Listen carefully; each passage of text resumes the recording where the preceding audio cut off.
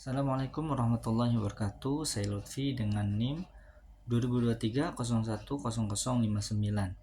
jurusan Pendidikan Agama Islam.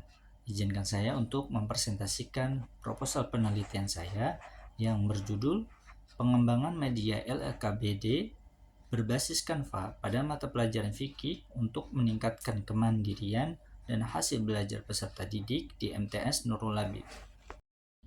Latar belakang masalah.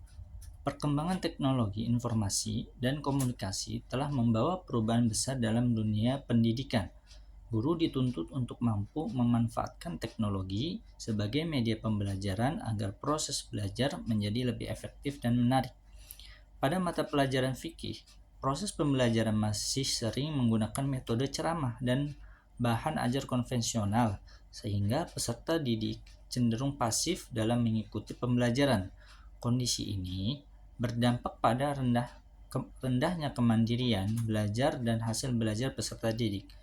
Salah satu solusi yang dapat dilakukan adalah mengembangkan media ELKPD berbasis Canva yang interaktif, menarik, dan mudah diakses sehingga dapat meningkatkan kemandirian serta hasil belajar peserta didik.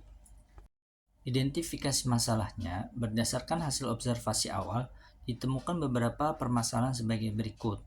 Yang pertama, media pembelajaran fikih masih kurang variatif. Yang kedua, pemanfaatan teknologi dalam pembelajaran belum optimal.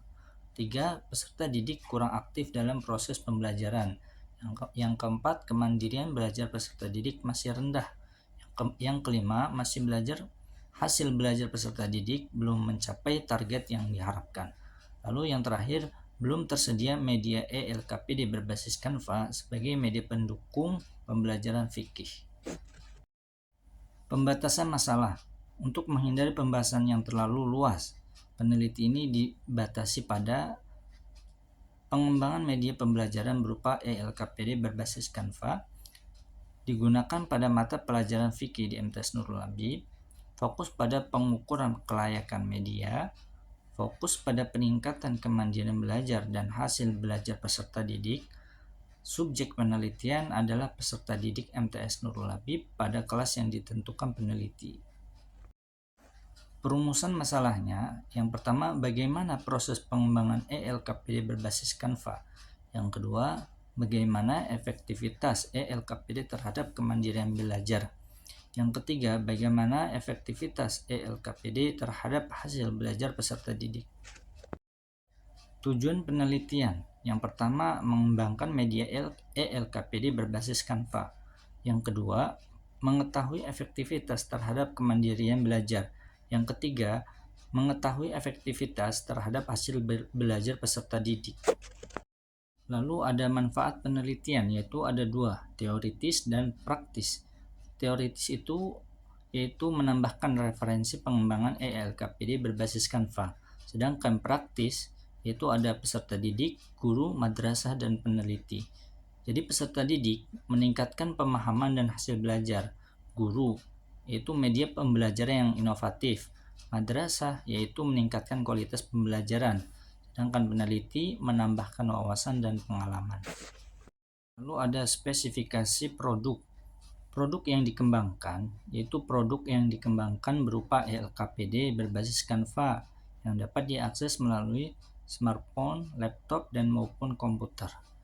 Isi produknya yaitu ada cover, petunjuk penggunaan, capaian pembelajaran, tujuan pembelajaran, materi fikih, tugas peserta didik, video pembelajaran, latihan soal, dan evaluasi.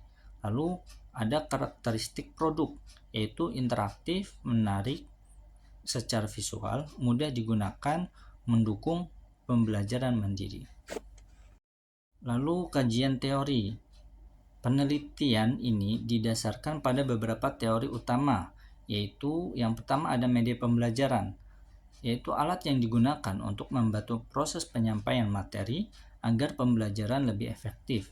Yang kedua, ELKPD, yaitu bahan ajar digital yang berisi aktivitas pembelajaran dan mendorong peserta didik belajar mandiri. Yang ketiga, Canva, platform desain yang digunakan untuk mengembangkan media pembelajaran yang menarik dan interaktif. Yang keempat ada mata pelajaran fikih, yaitu mata pelajaran yang mempelajari hukum-hukum Islam dan penerapannya dalam kehidupan sehari-hari. Yang kelima, kemandirian dan hasil belajar, yaitu indikator yang digunakan untuk mengukur keberhasilan penggunaan media ELKPD berbasis Canva. Lalu kajian media. Media yang dikembangkan yaitu ELKPD berbasis Canva pada mata pelajaran fikih. Komponen medianya ada cover, petunjuk penggunaan, materi pembelajaran, video pembelajaran, latihan soal, dan evaluasi. Kemudian keunggulan media yaitu interaktif dan menarik, mudah diakses, mendukung belajar mandiri, meningkatkan motivasi dan hasil belajar peserta didik. Penelitian yang relevan. Penelitian dari Vita Dwi Anti dan Naniek Sulistia Wardani 2024. Mengembangkan ELKPD berbasis Canva untuk meningkatkan hasil belajar matematika siswa sekolah dasar. Hasil penelitian menunjukkan bahwa media yang dikembangkan layak digunakan dan mampu meningkatkan hasil belajar peserta didik. Persamaan, sama-sama menggunakan Canva, sama-sama menggunakan metode R&D. Perbedaannya yaitu mata pelajaran berbeda, dan penelitian ini juga mengukur kemandirian belajar peserta didik. Kerangka berpikir, yaitu media pembelajaran kurang variatif, kemandirian belajar rendah, hasil belajar belum optimal, pengembangan ELKPD Canva, pembelajaran lebih interaktif, kemandirian belajar meningkat, hasil belajar meningkat. Hipotesis penelitian. Hipotesis A, media ELKPD berbasis Canva efektif meningkatkan kemandirian dan hasil belajar peserta didik. Hipotesis 0, media ELKPD berbasis Canva tidak efektif meningkatkan kemandirian dan hasil belajar peserta didik. Jenis dan model penelitian. Jenis penelitian yaitu Research and Development atau R&D. Model pengembangannya ADDIE. Yang pertama analisis, yang kedua desain, yang ketiga development, yang keempat implementation, yang kelima evaluation. Prosedur pengembangan. Tahap ADIE atau yang disingkat ADDIE. Analisis, desain, development, implementation, dan evaluation.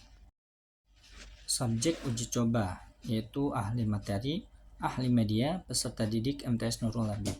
Tujuan, menilai kelayakan media, menilai efektivitas media, menilai respon peserta didik. Teknik pengumpulan datanya yaitu observasi, wawancara, angket, tes, dokumentasi. Instrumen penelitiannya yaitu ada lembar observasi, pedoman wawancara, angket validasi ahli materi, angket validasi ahli media, angket respon peserta didik, angket kemandirian belajar, dan tes hasil belajar.